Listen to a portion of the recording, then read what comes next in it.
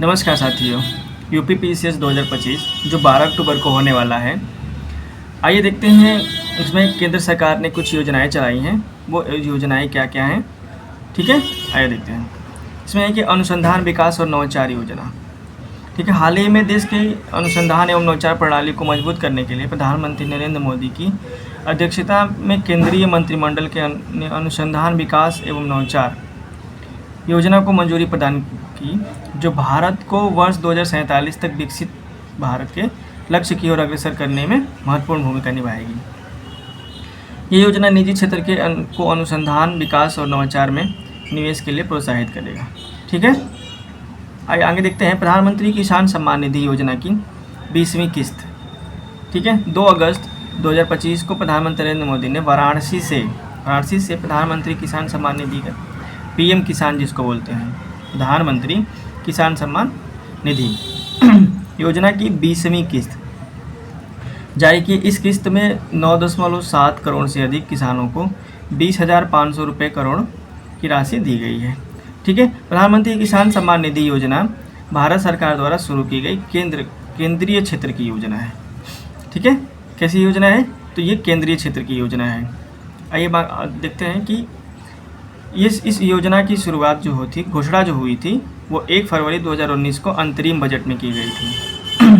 इसे औपचारिक रूप से 24 फरवरी 2019 से गोरखपुर से शुरू किया गया था। ठीक है, तो इसमें यह है कि 2 अगस्त 2025 को प्रधानमंत्री ने 9.7 करोड़ से अधिक किसानों को 20,500 करोड़ रुपए की राशि प्रदान की है। ये 24 फरवरी 2019 से शुरुआत है और ये इसकी शुरुआत गोरखपुर उत्तर प्रदेश से हुई है। ठीक है, अब आइए अगला देखते हैं। इसमें है कि अपना घर विश्राम सुविधा प्रोग्राम। ठीक है, अपना घर विश्राम सुविधा योजना।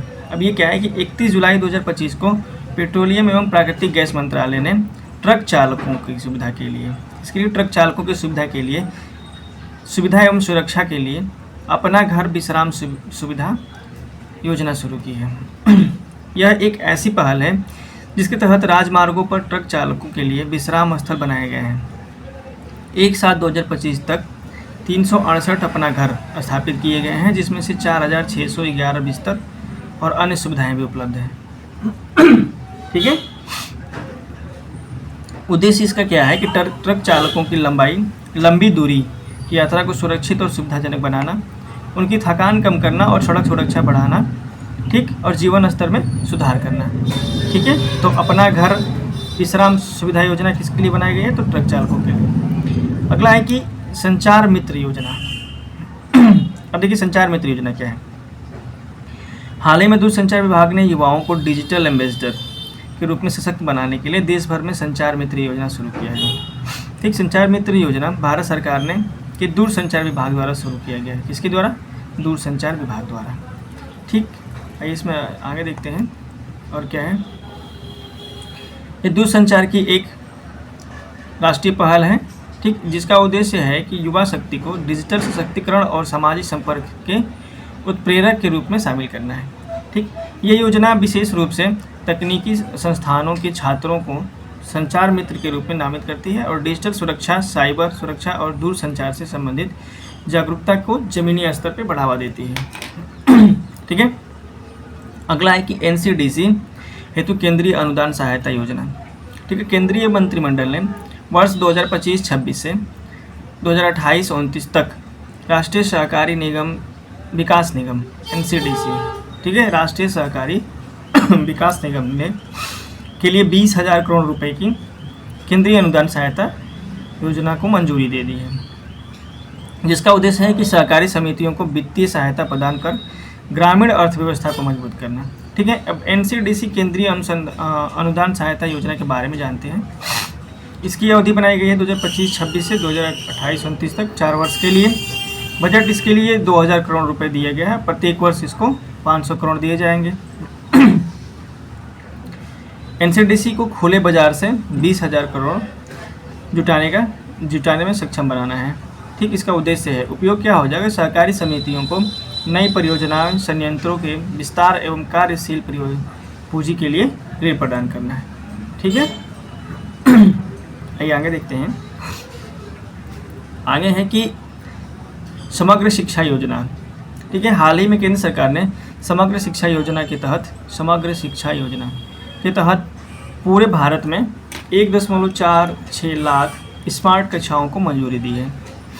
ठीक, यह एक केंद्र प्रायोजित एकीकृत कार्यक्रम है जो पूर्व प्राथमिक से कक्षा 12वीं तक के सभी विद्यालयों को समग्र, समावेशी और गुणवत्तापूर्ण शिक्षा उपलब्ध कराने पर केंद्रित है। यह योजना 3 पूर्ववर्ती योजनाओं मतलब 3 योजनाओं से जो पहले चलती थी उनको मिला करके बनाया गया है। इसमें सर्व शिक्षा अभियान, राष्ट्रीय माध्यमिक शिक्षा अभियान और शिक्षक शिक्षा योजना को मिला करके इसको बनाया गया है क्या, समग्र शिक्षा योजना। इस योजना का उद्देश्य यह सुनिश्चित करना है कि सभी बच्चों को एक समान और समावेशी शिक्षा के माहौल के साथ गुणवत्तापूर्ण शिक्षा प्राप्त हो, जो उनकी विविध पृष्ठभूमि, बहुभाषी आवश्यकताओं, विभिन्न शैक्षणिक क्षमताओं का ध्यान रखे और उन्हें सीखने की प्रक्रिया में सक्रिय भागीदारी निभाए। ठीक है, यह है समग्र शिक्षा योजना। इसमें 3 योजनाओं को, सर्व शिक्षा अभियान जो पहले से चल रही है, सर्व शिक्षा अभियान, राष्ट्रीय शिक्षा माध्यमिक शिक्षा अभियान और शिक्षक शिक्षा योजना। ठीक है, आइए आगे देखते हैं। ये कक्षा 1 पूर्व प्राथमिक से लेकर के कक्षा 12वीं तक के लोगों के लिए। प्रधानमंत्री विकसित भारत रोजगार योजना। ठीक है, प्रधानमंत्री विकसित भारत रोजगार योजना 15 अगस्त 2025 को प्रधानमंत्री नरेंद्र मोदी ने 79वें स्वतंत्रता दिवस, जिसे प्रधानमंत्री के रूप में वो 12वें थे, के संबोधन के अवसर पर लाल किला प्राचीर से विकसित भारत रोजगार योजना की उन्होंने घोषणा की है। ठीक है, प्रधानमंत्री विकसित भारत योजना 15 अगस्त 2025 में उन्होंने घोषणा की है। ठीक है, आइए देखते हैं इसमें आगे क्या और क्या है। इसमें मुख्य बिंदु ये है कि इसका उद्देश्य 2 वर्षों में 3.5 करोड़ से अधिक रोजगार सृजन करना। ठीक, सृजन को बढ़ावा देना है। कर्मचारी भविष्य निधि संगठन EPFO में पंजीकृत पहली बार नौकरी पाने वाले कर्मचारियों को लक्षित करते हुए इस भाग ने 2 किस्तों में 15,000 तक का 1 महीने का कर्मचारी भविष्य निधि वेतन दिया जाएगा। 1 लाख रुपए तक के वेतन वाले कर्मचारी इस प्रोत्साहन के पात्र होंगे। सरकार नियोक्ताओं को कम से कम 6 महीने तक प्रत्येक अतिरिक्त रोजगार के लिए 2 वर्ष तक 3,000 रुपये प्रति माह तक प्रोत्साहन राशि देगी। ठीक है, इससे लगभग 2.60 करोड़ अतिरिक्त रोजगार सृजन करने के लिए नियोक्ताओं को प्रोत्साहन मिलने की उम्मीद है। ठीक है, आइए आगे देखते हैं। मेरिट योजना क्या है? अगस्त 2025 में केंद्र सरकार ने तकनीकी शिक्षा सुधार और बहुविषयक अनुसंधान को बढ़ावा देने के लिए मेरिट योजना, इसका फुल फॉर्म होता है multi disciplinary education and research improvement in technical education को मंजूरी दी है। केंद्रीय मंत्रिमंडल ने पूरे भारत में अनुसंधान, नवाचार और रोजगार कौशल को बढ़ावा देने के लिए 275 तकनीकी संस्थानों के लिए 4,200 करोड़ की मेरिट योजना को मंजूरी दी है। यह योजना 2025-26 से 2029-30 तक 5 वर्षों की अवधि के में लागू की जाएगी और इससे 175 इंजीनियरिंग कॉलेज और 100 पॉलिटेक्निक कॉलेज संस्थान शामिल होंगे। ठीक है, आइए आगे देखते हैं। नमो ड्रोन दीदी योजना। अब नमो ड्रोन दीदी योजना क्या है देखते हैं। इसमें है कि नमो ड्रोन दीदी एक केंद्रीय क्षेत्र की योजना है जिसका उद्देश्य है कि महिलाओं के नेतृत्व वाले स्वयं सहायता समूहों SHG को कृषि सेवाएं प्रदान करने के लिए ड्रोन तकनीकों से लैस करके उन्हें सशक्त बनाना है। ठीक है, अब है कि रोजगार संबंध प्रोत्साहन योजना। हाल ही में प्रधानमंत्री की अध्यक्षता में केंद्रीय मंत्रिमंडल ने विनिर्माण क्षेत्र पर विशेष जोर देते हुए सभी क्षेत्रों में रोजगार सृजन, रोजगार क्षमता और सामाजिक सुरक्षा को बढ़ाने के लिए रोजगार संबंध प्रोत्साहन योजना को मंजूरी प्रदान कर दी है। इसकी घोषणा केंद्रीय बजट 24-25 में 2 लाख करोड़ के व्यापक युवा रोजगार पैकेज के रूप में की गई है। इस योजना का लक्ष्य है 2 वर्षों की अवधि में देश भर में 3.5 करोड़ से अधिक रोजगार सृजन करना है। ठीक है, इस योजना का लाभ 1 अगस्त 2025 से 31 जुलाई 2027 तक के बीच सृजित रोजगार को लागू करना हो। ठीक, आगे देखते हैं प्रधानमंत्री धन धान्य कृषि योजना। इस बार के बजट में इसकी बात करी गई थी। 16 जुलाई 2025 को प्रधानमंत्री मोदी की अध्यक्षता में केंद्रीय मंत्रिमंडल ने 6 वर्ष की अवधि के लिए प्रधानमंत्री धन धान्य कृषि योजना को मंजूरी प्रदान की है। ठीक, 16 जुलाई 2025 को और 6 वर्ष के लिए। ठीक है, इसमें और आगे देखते हैं। यह योजना जो है नीति आयोग के आकांक्षी जिलों कार्यक्रम से प्रेरित है और कृषि और संबंध क्षेत्रों में पहली विशिष्ट योजना है। ठीक है, 2025-26 में 100 जिलों में लागू की गई है। ठीक, अब इसका उद्देश्य क्या है? कृषि उत्पादकता में वृद्धि लाना, फसल विविधीकरण को बढ़ावा देना, साधारणीय कृषि पद्धति का विस्तार करना, भंडारण क्षमता में सुधार करना जैसे पंचायत और प्रखंड स्तर पर। ठीक है, सिंचाई सुविधाओं का विकास करना और कृषि ऋण की पहुंच को आसान बनाना है। ठीक है, ये इसका उद्देश्य है प्रधानमंत्री कृषि धन धान्य योजना का। आगे देखते हैं प्रधानमंत्री कौशल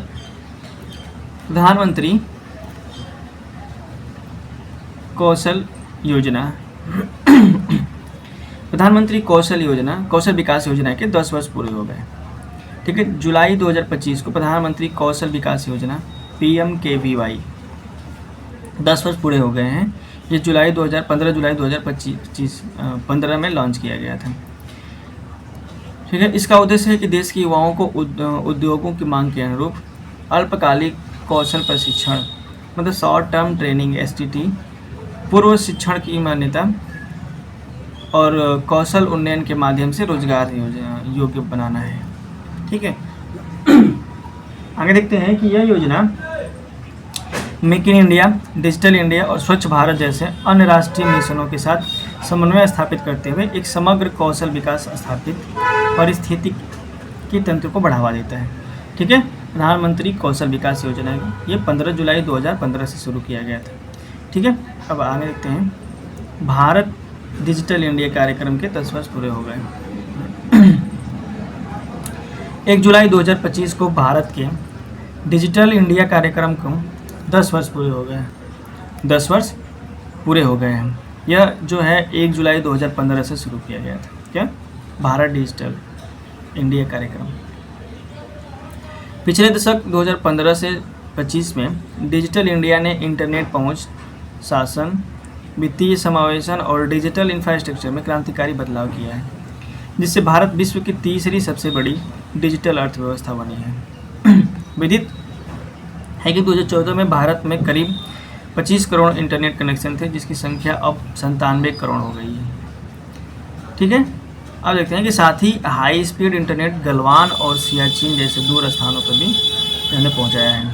ठीक है, डिजिटल इंडिया पहल के बारे में जानते हैं। तो डिजिटल बुनियादी ढांचे को मजबूत करने, सेवाओं की डिजिटल डिलीवरी सुनिश्चित करने और वित्तीय समावेशन को बढ़ावा देकर भारत को डिजिटल रूप से सशक्त बनाने, समाज ज्ञान आधारित अर्थव्यवस्था में बदलने के लिए 1 जुलाई 2015 को डिजिटल इंडिया पहल शुरू की गई थी। इसका उद्देश्य क्या था? उद्देश्य ये था कि डिजिटल इंडिया का उद्देश्य डिजिटल रूप से सशक्त नागरिकों को और प्रौद्योगिकी तक सीमित पहुंच वाले लोगों के बीच की खाई को कम करना है। ठीक है, इसके बाद अब अगला देखते हैं। GST के हो गए 8 वर्ष। जून 2025 में डेलाइट द्वारा प्रकाशित GST@8 शीर्षक रिपोर्ट में GST की दृष्टि से पिछले वर्ष को बेहद सफल बताया गया है। इस सफलता का श्रेय मुख्यतः सरकार द्वारा सही समय पर किए गए सुधारों, करदाताओं को दिए गए स्पष्ट मार्गदर्शक और जीएसटी पोर्टल पर लगातार किए गए अपग्रेड को दिया गया है। अब आइए जीएसटी के बारे में थोड़ा जानते हैं। जीएसटी का फुल फॉर्म होता है गुड्स एंड सर्विस टैक्स, जिसको बोलते हैं वस्तु एवं सेवा कर। ठीक है, ये प्रारंभ भी भारत में अप्रत्यक्ष कर सुधार के रूप में 1 जुलाई 2017 से लागू किया गया था। 1 जुलाई 2017 से उद्देश्य था कि एकीकृत कर प्रणाली, एक राष्ट्र एक कर, एक राष्ट्र एक कर की अवधारणा के साथ शुरू हुआ था। और कानूनी आधार अगर करें तो संविधान की 101वां संविधान संशोधन 2016 के तहत इसको 1 जुलाई 2017 में वो पारित किया गया। प्रशासन के वित्त मंत्रालय और जीएसटी परिषद, जीएसटी काउंसिल और वित्त मंत्रालय मिलकर के इसका प्रशासन करते हैं। संग्रह की अगर बात करें तो वर्ष 2024-25 में 22.08 लाख करोड़ रुपए के रिकॉर्ड स्तर पर पहुंच गया, जो कि वर्ष दर वर्ष के आधार पर 9.4% की वृद्धि को दर्शाता है।